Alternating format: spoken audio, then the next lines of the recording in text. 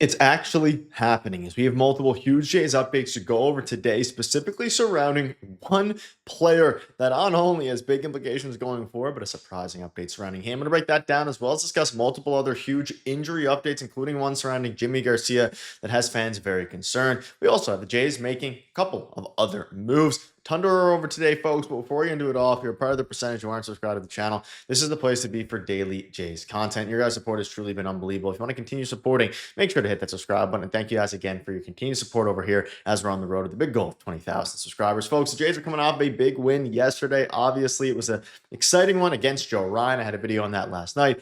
However, we're going to be zeroing in on some updates that came out. And let's start first, though, with the move that they made, just to kind of get some housekeeping stuff done.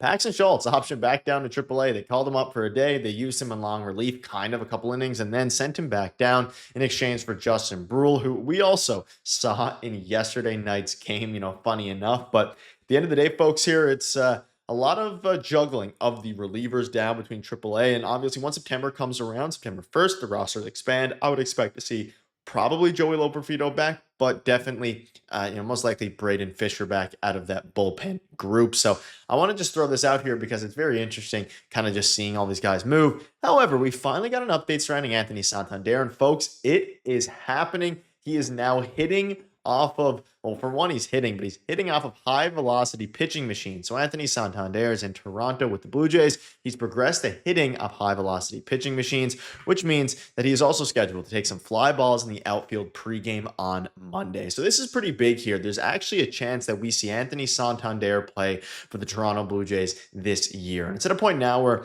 I'm not entirely, sold on Santander being able to actually produce at the MLB level this year coming off of his injury. But this is a guy that is a year removed from 44 home runs, a year removed from being one of the better, home run hitters in all of baseball, if not the best. And he is now hitting off high velocity pitching machines, and they haven't ruled him out. And I thought that, weeks ago, months ago even, they may have ruled him out for the season, let him get the surgery and recover. That has never been the case. And despite, a lot of maybe pessimism around the fan base, myself included, surrounding Santander, he is most likely going to be playing for the Toronto Blue Jays.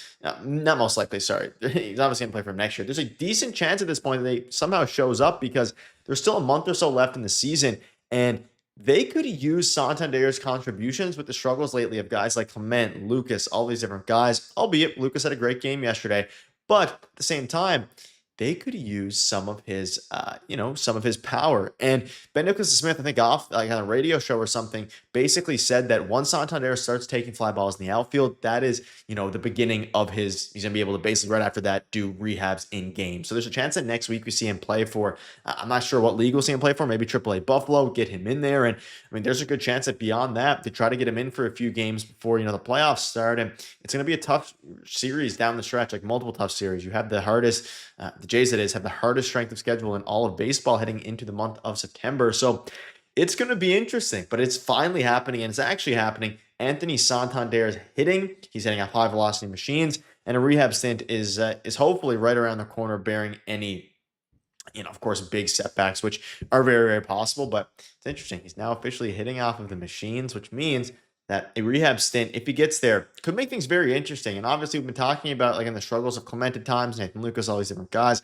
He has a spot on this team if he's healthy. He's a 40 home run hitter. He is one of the better hitters in all of baseball, power-wise when healthy. You look at his stats last season, 131 OPS plus with 44 home runs, 28 the year before, 33 the year before. He is a perennial power hitter. Hasn't been able to show it yet at the, at the level for the Jays this year. 50 games, and a lot of fans have a sour taste in their mouth because of how bad this season has went surrounding Santander.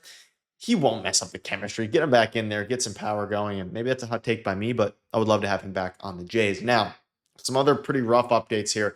Jimmy Garcia, who's suffering from ulnar nerve symptoms, hasn't been bouncing back well between recent throwing sessions and is going to visit with Dr. Keith Meister for another opinion on his elbow. So he might be done, and hopefully this isn't, Tommy John surgery, but he might be done for the year at this point. He's probably done for the year, and it's unfortunate because he came back after being out with an injury for a while and slipped on an ice bath and then ultimately somehow hurt his elbow again. I think it was through that. Regardless of what it is, he would have been a crucial piece to the bullpen. Now, luckily, the Jays were able to go out and get more bullpen arms at the trade deadline last year and all these different things.